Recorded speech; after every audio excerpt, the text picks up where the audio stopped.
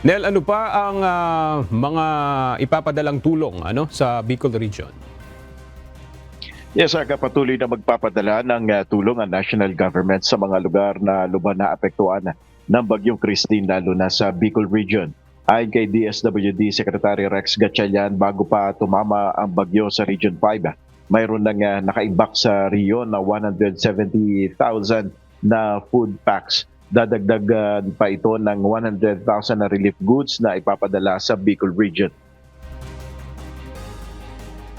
As of this morning, we still have around 121,000 family food packs in the region at tuloy-tuloy ang withdrawal ng mga local government units. Pero hindi tayo tumitigil dyan. Habang nagwi-withdraw sila, nagpapadala na tayo ng karagdagang another 100,000 family food packs sa Bicol. En route na yun ngayon. Ayon sa kalihim, sa oras na humupa na ang baha, magsisimula na sila sa early recovery program, kung saan magbibigay na sila ng financial assistance para na rin sa mga nasira ang kanilang mga tahanan.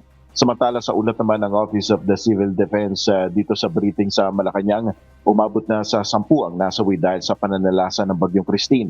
Ayon kay OCD Director Edgar Posadas, ito ang kanilang running total na fatalities ngayong araw, kung saan ang 4 sa 10 na nasawi ay mula sa Caramora na Catanduanes na biktima ng landslide.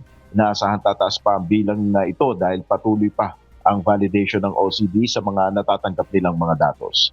At yan muna ang ating update. Balik sa iyo, Aga.